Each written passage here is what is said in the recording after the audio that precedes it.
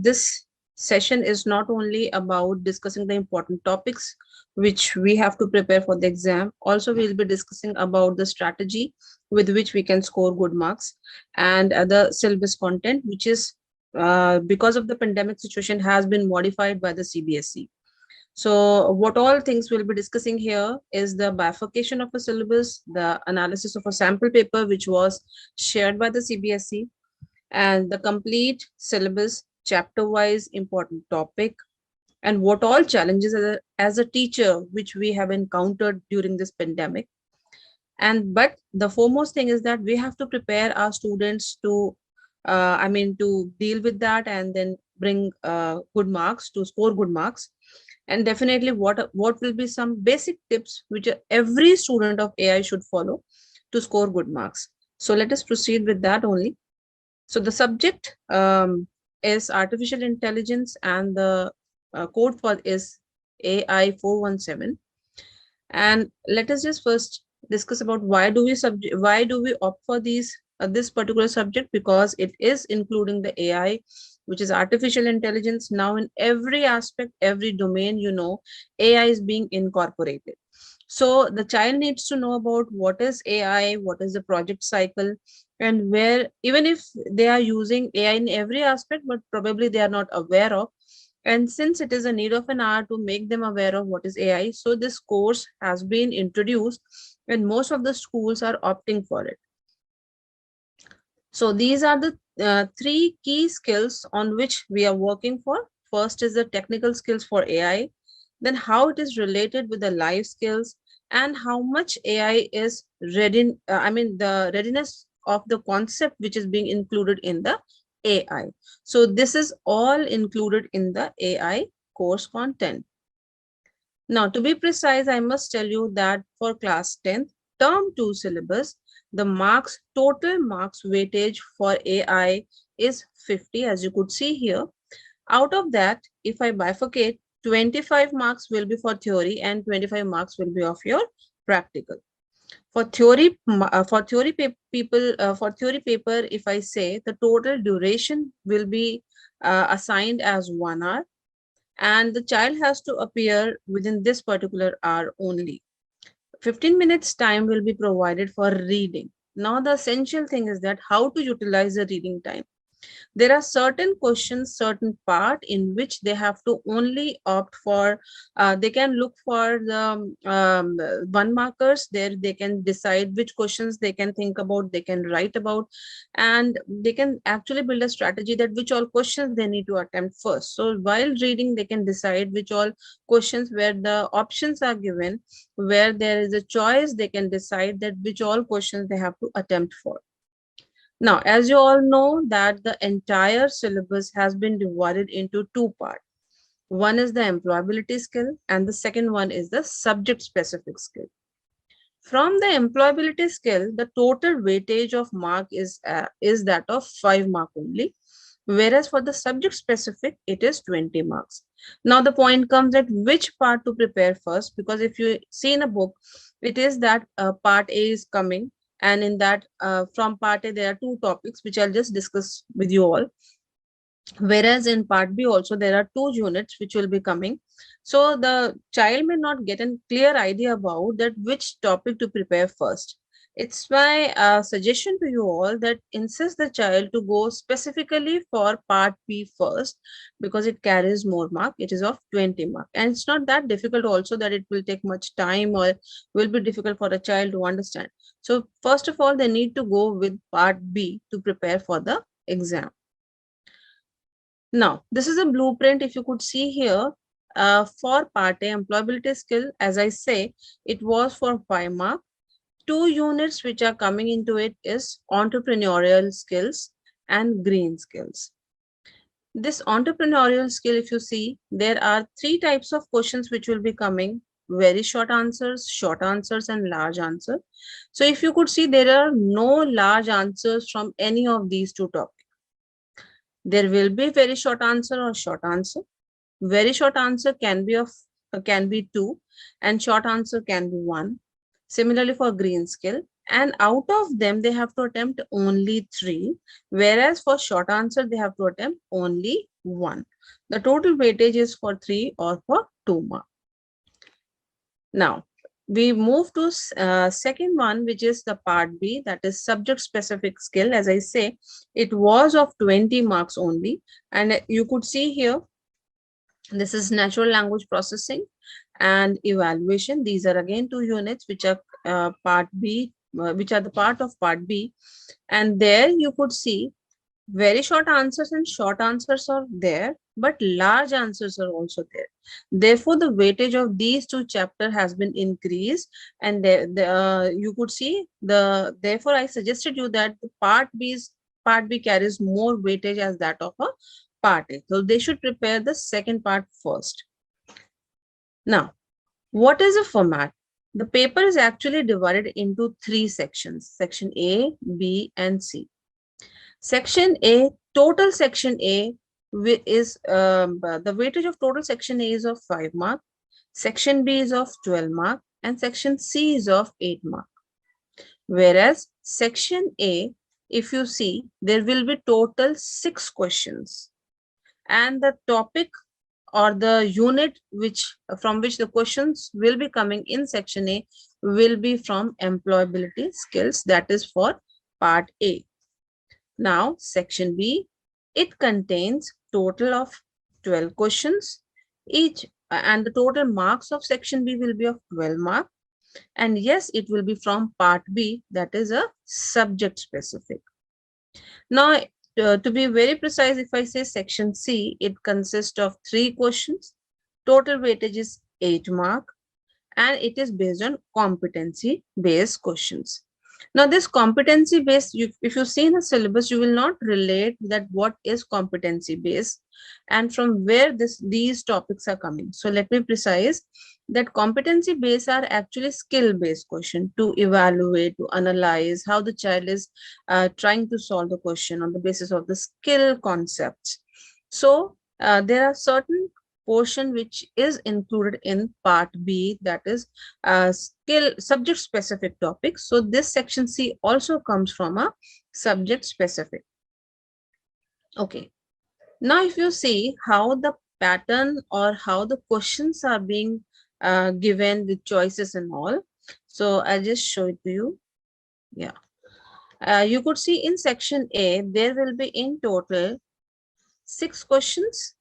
And out of them, first 4 will be of 1 mark. But yes, amongst these 4 questions, the child has option for 3. That means they can attempt for any of these 3 because they consist of 1 mark each. So amongst these 4, they have to attempt only and only 3. So 1 choice is given here. Whereas question number 5 and 6, if you see, they each the weightage of each of question number 5 and 6 is 2 mark. But yes, again, there's a choice to attempt any one. So total weightage, how much? Since they have to attempt any 3 here and any 1, so 3 plus 2 gives us 5. So section A total weightage was of 5 mark, which I just included and which I have explained to you before as well. So now we move to the section B, and there will be in total 12 questions starting from 7 to 18. But yes, it is further divided into 2 parts. The total weightage of section B will be of 12 marks. It is subject specific, but yes, there are choice options given. Question number 7 to 12, that means in total these are 6 questions. They will be of 1 mark only. And out of these 6 questions, the child has to attempt any 4. Amongst these 7 to 12, they are of 1 mark. They have to attempt only and only 4 questions. Whereas from question number 13 to 18, these questions are of 2 marks each. They are again 6 questions, and the child has to attempt any 4 amongst these 6 questions. This is for section B. Then the last and very important part, very important section of this question paper is section C. Here the total weightage is 8 mark.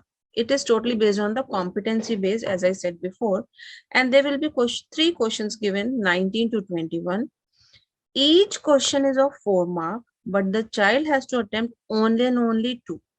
This is very scoring. This is very simple also. And if the child is very through, or if is very comfortable about these questions, can easily score very high score. Now, subscribe to Bright Duty course at Rs 1 per day only. Download Bright Duty app from Play Store and get the online courses prepared by competent and experienced teachers for different education boards of classes 6 to 10. Bright Duty courses are available for the subjects of Math, Science, Social Science, English and Hindi in English and Hindi medium.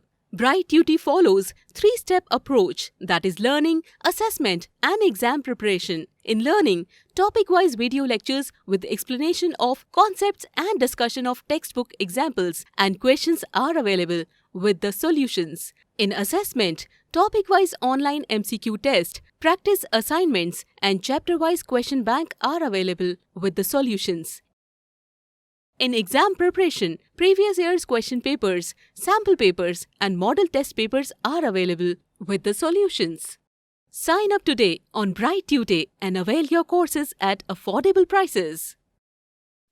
So now I'll just demonstrate the sample paper like this. This is section A, section B, and then we move to section C, which is totally competency based, as I just explained it to you. Now, there are certain things which I have to discuss during this session, like from unit 1, it is entrepreneurial skill, part A. So this chapter was basically on the basis of who are entrepreneurs and what are their job roles, why it is necessity. Because we never know at this point of time in class 10 what a particular individual is going to do after class 12. So we have to orient them what is a need of entrepreneur, what are their job responsibilities. So making them aware of this is a generalized topic, so they need to focus on these particular aspects of being an entrepreneur. So it is what is entrepreneur and the entrepreneurship, what is their role toward the society, some common activities which are being practiced as a common entrepreneur, then the qualities which they should possess. This is all given in the book, but these are some of the important topic which very important questions, or if you could say these are some of the topics from where the examiner prefer to put up a question. So they should prepare from these part, like role of entrepreneur, then importance of entrepreneurs in current society. So that was related to the unit entrepreneurial skill. That is from part A.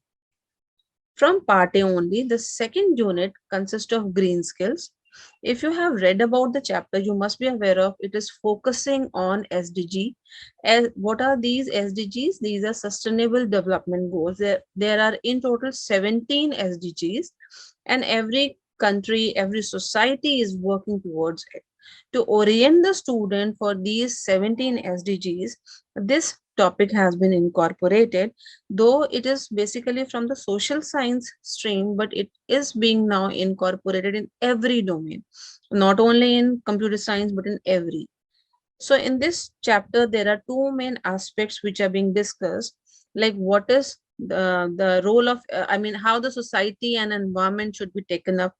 And second one is our role in sustainable towards the SDGs. So how to orient the student, we have to tell them what is SDG, sustainable development, why it is important, what are the problems related to SDG, which is very common, like it is related to food, water, and fuel. And from them, there are certain, you could say, fields or streams which are incorporated, making it to 17 SDGs, which are very, very important for every human being nowadays. Then this another topic, that is sustainable development goals that we have encountered. Then sustainable processes. Okay, then we move to, that was related to SDG, but there, what is our role to make it sustainable?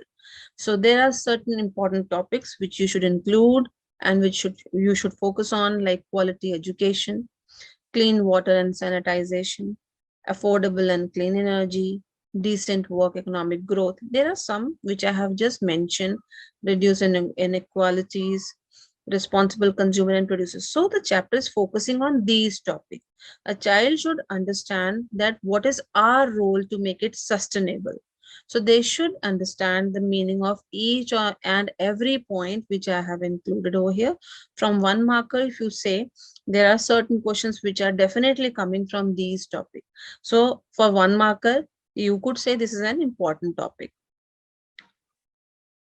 Now, we straight away jump to our second part, which is subject specific skill. And here the first unit which I'm talking about is your NLP. The concept comes of NLP. If anyone may ask me, I'll let you know in very simple words. NLP is a natural language with which the computer performs any action. If I give a instruction to a machine, say for example, print a page. A printer may not understand. Reason, a printer doesn't understand what I speak. But nowadays, if I talk about any Siri or Alexa or any such device which understand my instructions, my voice note will perform the action. This is very common nowadays. Alexa is there, Siri is there. You know that thing. You give the speech, you give the voice note, they perform it accordingly. But what is that coding called as? It is called as natural language processing, because it hears, it understands, and then accordingly it performs the task. So in this unit, it is basically the introduction of NLP, then text normalization, that means what a text note is being given, how it has to be converted, word tokenization, stemming.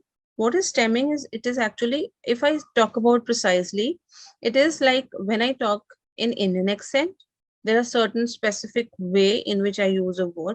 Whereas if I talk about that specific in some other country or somebody else, so if I remove those suffixes and affixes, so what will be the word actually? It is called as stemming. Lemmatization is another word. Then TF-IDF, this is very important topic for the AI students, for specifically this term too, because in 4 marker question, one question comes from this, which is called as term frequency inverse distribution frequency. So it is very important topic which may come in the exam. So the child needs to prepare for this. Then what is chatbot? If I say chatbot are just a kind of a, this word has been derived from robot actually.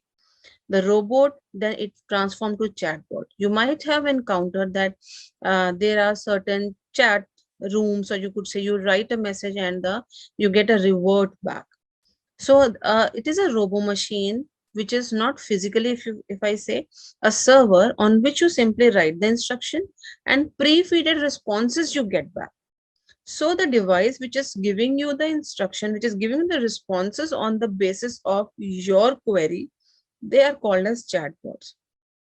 Being an IT teacher, I could sense it, and I would like to share that there are various competitions which are there in inter-school levels, in which the students are being asked to create the chatbots. And you students are creating successful, very brilliant chatbots on SDGs, on various aspects.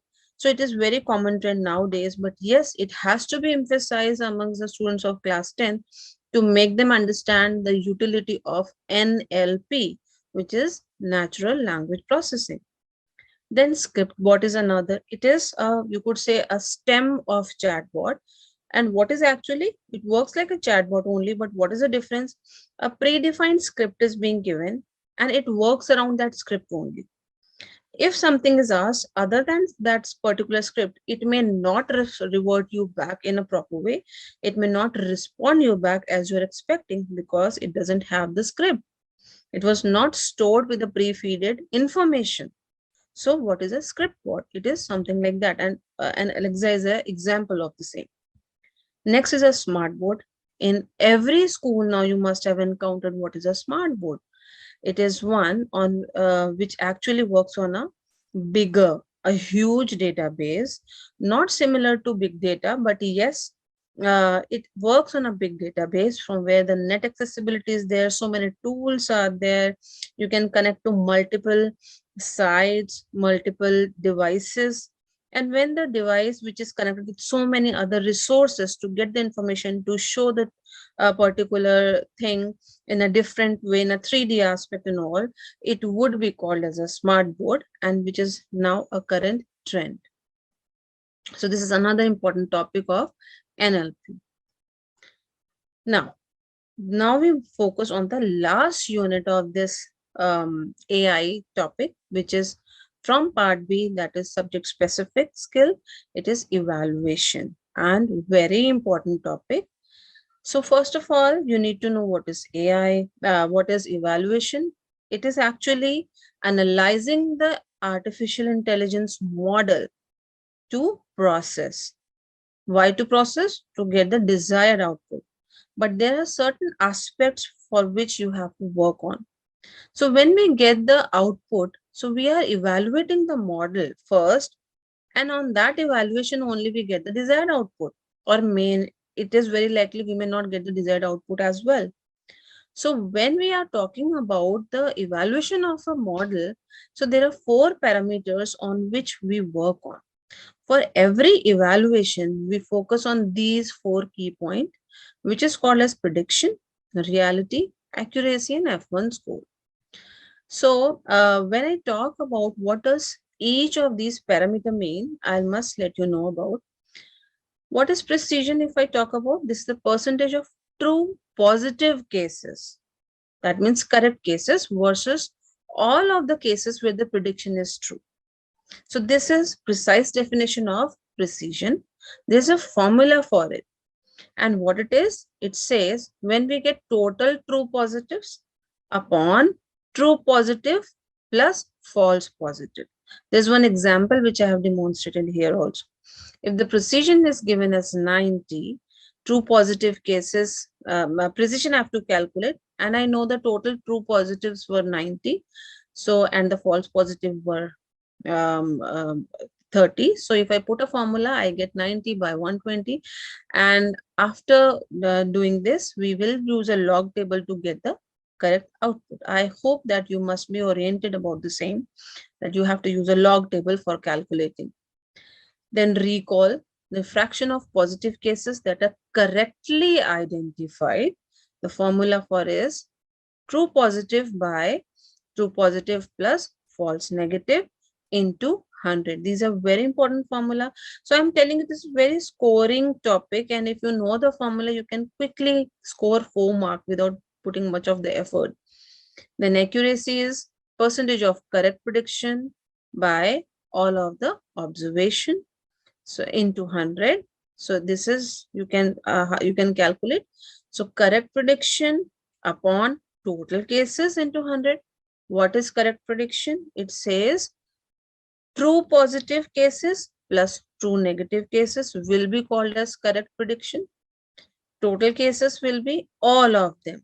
There are 4 cases which will get true positive, true negative, false positive, and false negative. If we add all of them, we get the total number of cases. So this is how we get the accuracy. The last parameter is called as F1 score, which is actually called as measure of balance between the precision and a recall. So you know what is precision, you know what is recall. How to calculate? 2 into precision into recall upon precision by precision plus recall. So once you put all of them all together, so you will find the F1 score for the same. Now, subscribe to Bright Duty course at rupees 1 per day only. Download Bright Duty app from Play Store and get the online courses prepared by competent and experienced teachers for different education boards of classes 6 to 10. Bright Duty courses are available for the subjects of Math, Science, Social Science, English and Hindi in English and Hindi medium. Bright Duty follows 3-step approach, that is learning, assessment and exam preparation. In learning, topic-wise video lectures with explanation of concepts and discussion of textbook examples and questions are available with the solutions. In assessment, topic-wise online MCQ test, practice assignments, and chapter-wise question bank are available with the solutions. In exam preparation, previous year's question papers, sample papers, and model test papers are available with the solutions. Sign up today on Bright Tutor and avail your courses at affordable prices. Now, this is again the very important topic which I may suggest you that orient your students to solve such kind of questions, because in so many sample papers I have also checked, and as a faculty of computer science I know this is very very important topic which the students may use in their near future if they take computer science as a stream as their profession. So they should use the confusion matrix, and it is actually on the basis of these four outputs which I just discussed about: true positive, true false positive, false negative, true negative. And there are certain outputs which you may get. For example, true positive is the predicted value is positive and it's positive also. Whereas for false positive, the predicted value is positive. That means the prediction was positive, but actually it is not. Then the third one is false negative, which tells the predicted value is negative, but it is positive. And the reverse of it, that means the predicted value is negative and it is negative as well. So this creates a confusion matrix. Okay, so there is one more question which is related to term frequency and inverse document frequency. If I tell you about, this is one question taken up from the sample paper, in which you could see how the question has been derived, how the question has been formulated, and how the child has to orient the students to attempt such kind of question. So there are four statements, document 2, 3, and 1, 2, 3, 4, in which certain words are written. We are going to Singapore. Singapore is a famous. So it is talking about a tourist place, which is a Singapore, and certain statements are being created. Now, how to solve this question? So what you suggest to your student, make a complete table like this. Write all the words which they may encounter here, like we are going to Singapore is a famous tourist place, seashore is, in which there is no repetition as all. You could see the words are being used, but repeated words are not there. For example, we is here, so we are using it only once. And after writing all the words here, we'll see that in first statement, how many times this particular word we has occurred? One only. So we'll write one. R is one only, one. Going is not there, is there. Two is there, Singapore is there. Okay. Is not there. So rest of the words will have the zero as a input given. Likewise, you will do for rest of the statement, document 2, 3, and 4. And now you create this type of table, and this is called as term frequency. Now, how to calculate this term frequency? So we will see that how many times this term has occurred. 3 times, 3 times, here also 3. And likewise, you will see how many times the 1 has occurred. So you will write the number over here. Now to calculate the inverse document frequency, if I say that 3 times it has occurred out of 4, so what you will write 3 by 4. But since it is inverse document frequency, you will write 4 by 3. That means reverse of 3 by 4. Likewise, you will write for everyone, this one. And then this is the formula given over here. And you will have to use a log table definitely. And you must have been oriented how to use it. And then you can write the correct answer. So this is very, very important question, I must say. You should orient the student to practice such question, because it's very scoring as well, consists of 4 marks. So I guess it's not that difficult also that they may not understand. Give them the correct way, orient them to attempt the question in a proper way. I hope this will definitely their score correct, complete 4 out of 4 from this question. Okay, so that was all for the subject detailing, the analysis of the paper, the topics which they have to cover for the examination. It's not that vast. It consists of only 25 marks. 25 marks will be for practical also, which will be through internal assessment the teachers will be giving. And then 25 will be totally on these concepts. I don't think it is taking much of the time also. They may easily, even at this point of time, they can prepare well. So along with that, orient the students how to prepare. They should prepare, they should strategize it, that which topic they have to attempt first, which answer they have to write, how to proceed. Whenever they're attempting the answer paper, they should section the answer sheet. An answer of section A should not be attempted in section C. A proper bifurcation of each section should be made, so that a teacher who is checking, the checker also gets a clear idea about that, yes, this question is from which section. So the confusion which generally arises as a teacher, if I say that which question carries how much mark, if it is in between, if it is overlapping, then it creates a confusion. If a question consists of 2 marks, suppose a teacher doesn't recall at that very moment, may write it, give it 1, because it was not properly oriented, because it was not properly given in a proper way, in a proper section. So I suggest that orient the students to write the answer in a proper section, in a proper order. Proper spacing should also be included, so that it is not getting mingled up with the one answer which was written prior. Give these detailing to the students. Along with that, there are certain tips which I would like to tell you all, like the revision to be done early, organizing of a study time, which is very, very necessary now, because the date sheet has been discussed. Now it is there, it is floating now. Look after themselves during the study and exam time. Revision techniques they have to follow. It should not be from starting to end, it should be from ending, that means from the last chapter to the first, because throughout the year, while doing there so many revisions, they might have started the revision from chapter 1 only. So many times it has already been they have discussed, they have seen those questions, those chapters, but the last chapters which are actually more scoring, so I suggest that they should do the revision from the back chapters only. They should they should start the revision from the topics which where the weightage is more. As the evaluation consists of more weightage, they should start from the evaluation chapter, then they should focus on the NLP, and then they should move on to the entrepreneurial skills, and then they can focus on SDG, because SDG also do not weighs more. As I'm concerned with examination, it doesn't weighs more, so I suggest that that should be taken up in the last only. Then take regular breaks and healthy diets, no junk foods, no do more of a written practice, do more of such uh, questions where they have to write, solve as much sample papers as they can.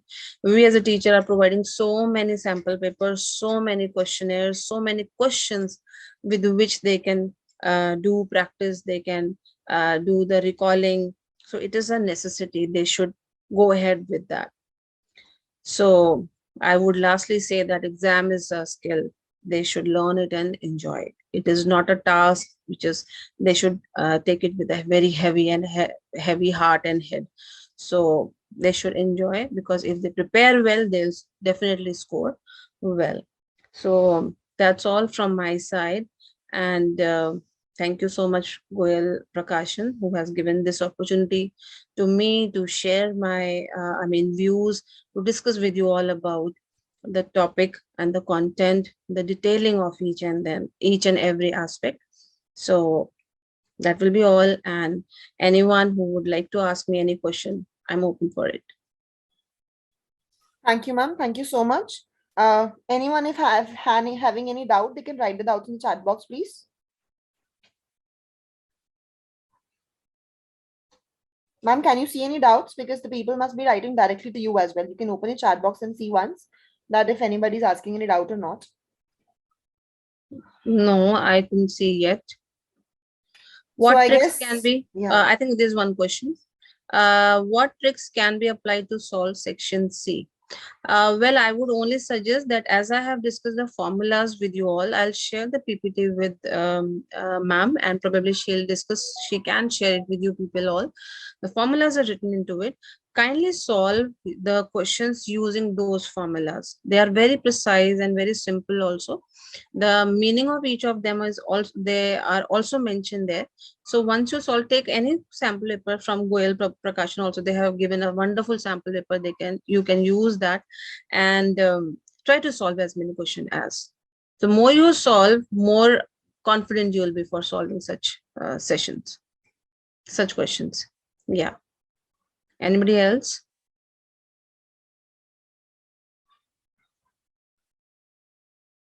So I guess, ma'am, all the doubts are clear.